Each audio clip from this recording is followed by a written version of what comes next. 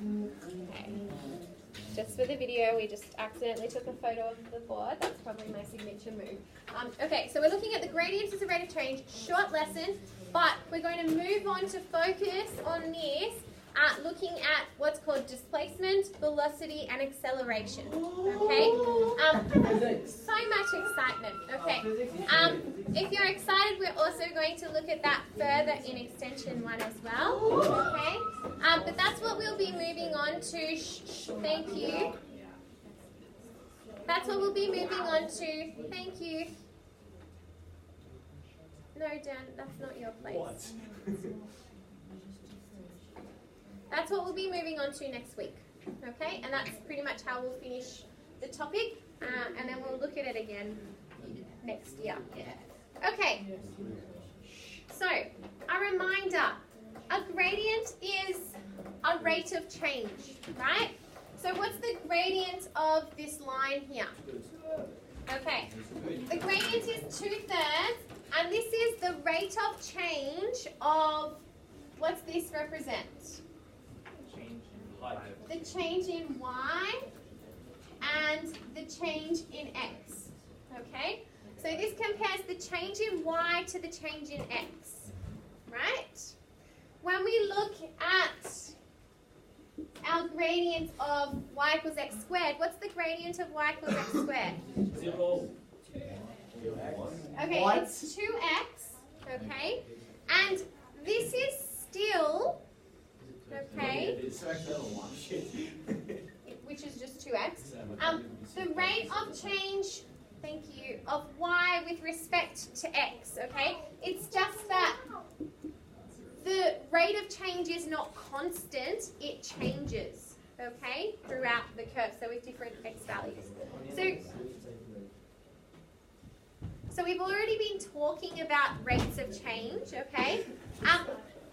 But what we're going to do is apply this in some practical examples, okay?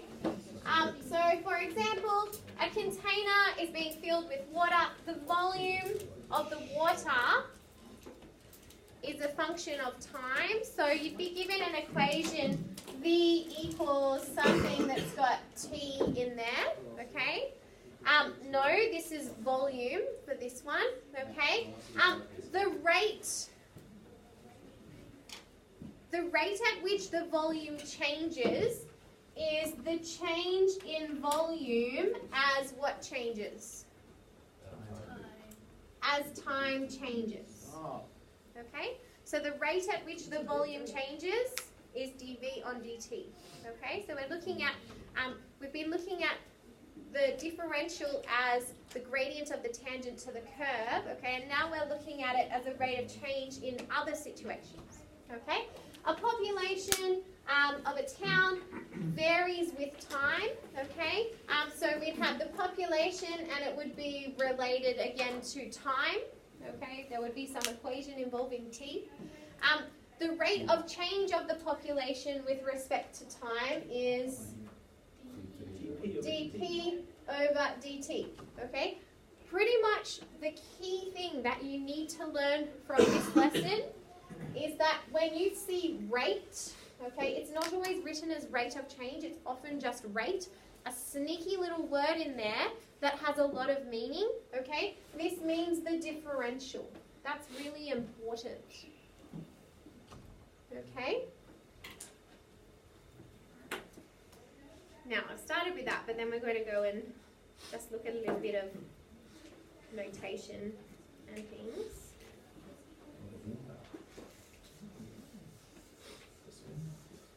Okay, so find dy on dt if y equals, okay, so this, I think we're okay with this kind of a thing. It's just that we're differentiating y with respect to t, whereas previously we've normally had dy on dx, but it makes sense, right, because there's t in the equation. So dy on dt is just going to be 6t minus 7. 6t minus 7. Okay, we're just differentiating with respect to t. Okay? And then this one here, we'll find this a lot in our displacement, velocity, and acceleration. So x will be the displacement, and it will be in terms of time. talk about that next week. Okay, and this is going to be 15t squared minus 2. Okay. Next one, we want to find dx on dt. Can someone talk to me about this question? For us, it Okay. says 3x x squared plus 5. Yes. So we couldn't actually do anything. Oh, yes, I apologize. So there was a mistake in the question that I put x's in there instead of t. Sorry about that. So I've tweaked that now. So if you could change that, it should say 3t over t squared plus 5. Okay? Excellent. So we do need to use the quotient rule. I'm writing it exactly as it is on your formula sheet. What's the first step that you take when you're using the quotient rule? Write down all the Write a list, okay? Write a list. Like, not a joke.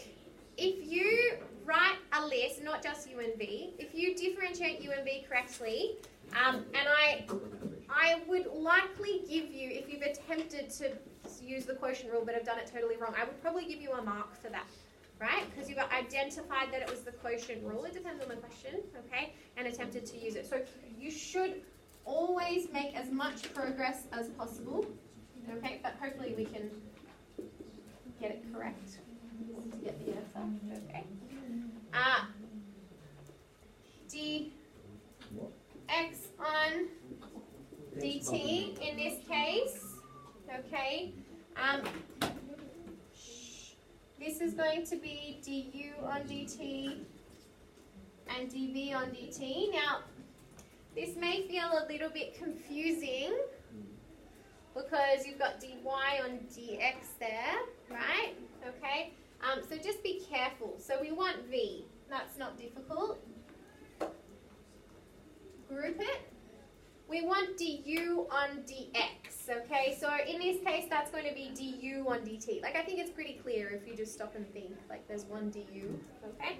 And that's 3. You could put the 3 at the front here, okay, or at the end. Minus u times dv on dx, which in this case is dv on dt, okay? And then all over v squared. Can I write that as t to the 4 plus 25? Like square each term? No. No, right? Because if I have a perfect square, I have the 2 middle terms, the double the product bit, right? No, I just leave that in brackets squared. Okay? I'm going to work over here now. And so what am I going to do here? Expand. I'm going to expand and simplify. Okay, so I've got 3t squared plus 15 minus 6t squared.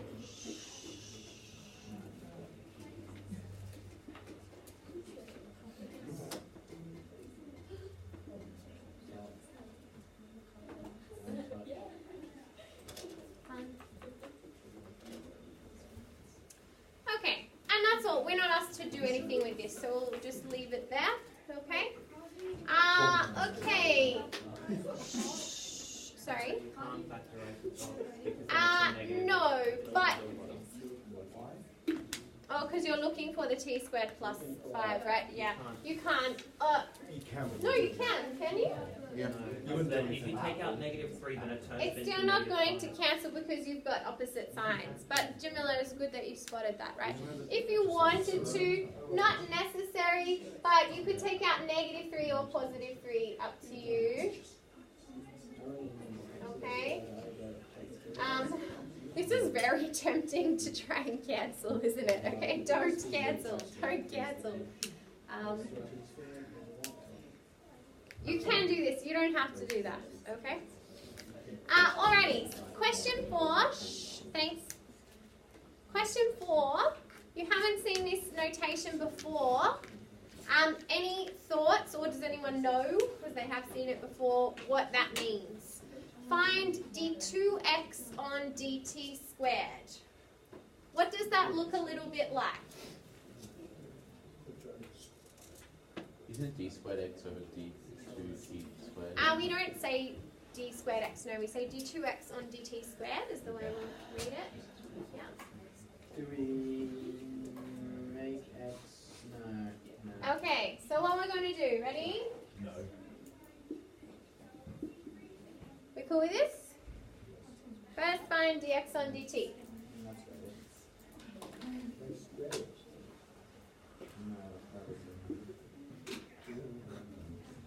Okay, careful when you've got a negative.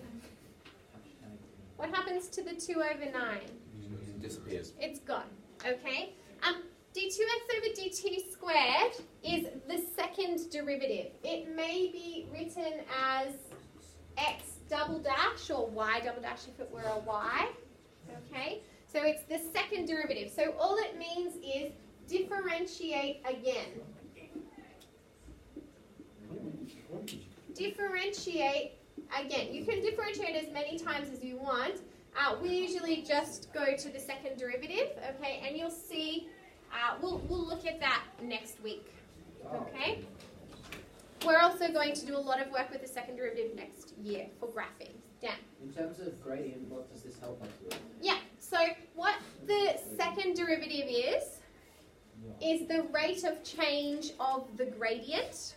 Okay. The gradient curve, you mean, like how we drew the gradient curve? Yes, so it's the gradient of the gradient, okay? Physically, we'll look at the rate of change of displacement with time. This will be our velocity. And then when we differentiate this, we look at the rate of change of velocity with time, and that's the acceleration. Okay? Graphically, the second derivative will tell us where we're increasing at an increasing rate or increasing at a decreasing rate, and it will tell us what kind of stationary point we have, if we have a maximum or a minimum when we're drawing curves. Okay, so it'll help us to draw curves. And we can find instantaneous velocity. Yes. Okay, so I'm just going to differentiate again. There's nothing magical that's happening here. Okay, so I'm just differentiating like this was my original. Can someone tell me what 35 times 6 is? 210? Okay. And then be careful here because we end up with... Plus. So if you have a curve of displacement versus time at one point, you can find the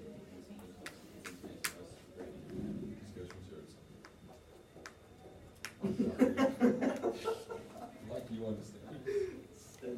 So, this just means to differentiate twice. See that?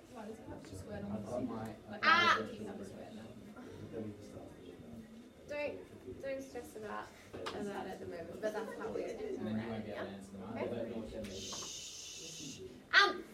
one here, this is actually the notation. I don't know why, but it's been taken out of our course. I quite like this notation. It is in extension, and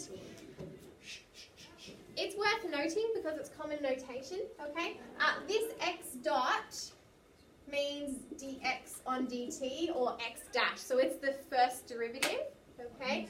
And this x dot dot is the second derivative, okay? So it appears that that notation's been taken out of the advanced course, but it's in the extension course. I think you'll come across it anyway because it'll be in past papers and things, so it's worth noting even if you're not doing extension, okay? Alrighty, so rates of change. We've talked about this already.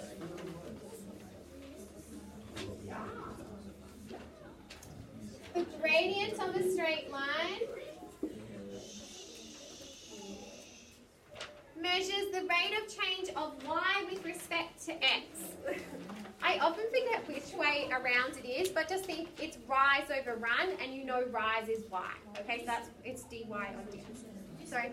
Yes, cut the slides that have been skipped. Delete. Yeah, it involves integration, apologies. Okay? Max on you, man. In front of the X-Men.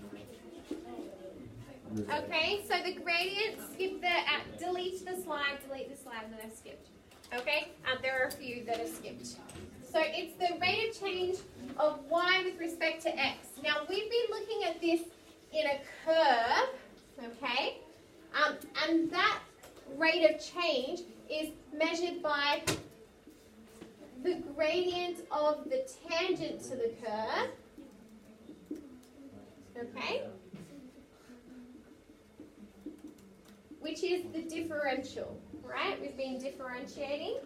So the differential or the derivative, actually I might write / derivative. Sometimes people see derivative and don't know what it means. So the derivative means differentiate. Okay?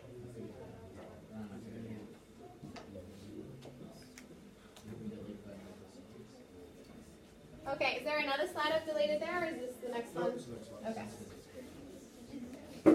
So, the number of bacteria, thank you. I'm just going to wait for all the conversations that are going on to stop.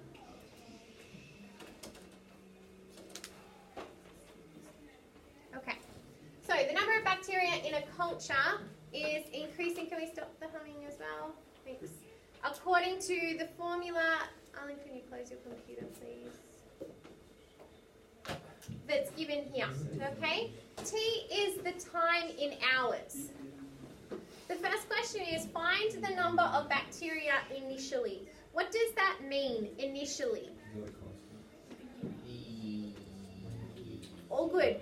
It means at the beginning, okay? And that means when T equals 0. And Ryan said, isn't that the constant? And it is. Okay, because when you sub in that T is 0,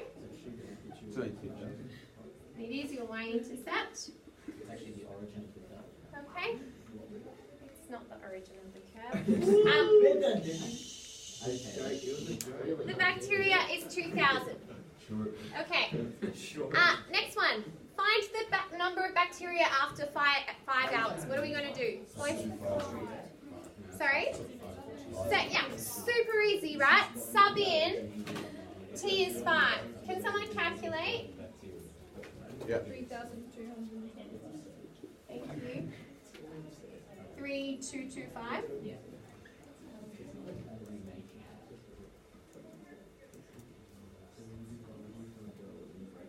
Okay, next one.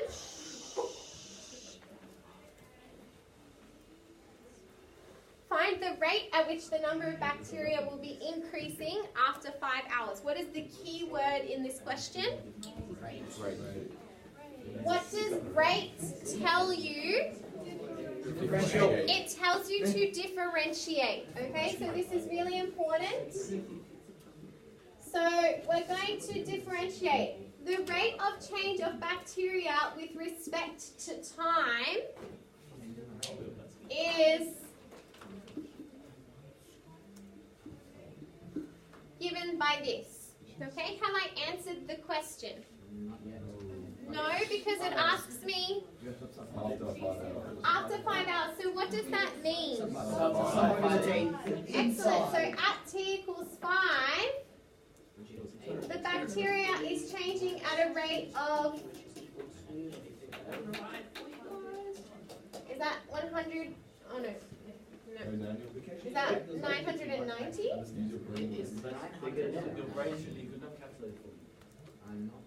Okay. So what does this mean that we found? In this bacteria culture, just waiting. After 5 hours, the bacteria are increasing at a rate of 990 bacteria per hour. It's per hour because T is in hours, okay? 990 bacteria per hour. Now, as time goes on, what will happen to that rate of increase? Will go up because if there's more bacteria, you're going to get more bacteria at a time, right? So, yes, it is sort of like exponential growth, except it's a cubic. If you had distance and time, that would be the instantaneous velocity at 5 hours. Okay. I think, have I skipped 2 slides there, perhaps? Okay, so cross those slides out. We're not coming back to them, just cut them. Their integration.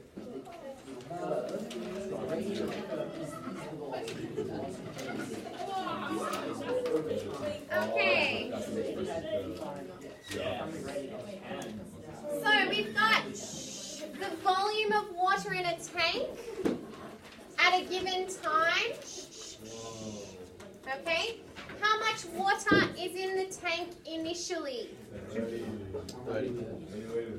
Okay, so we want to know that initial, yes,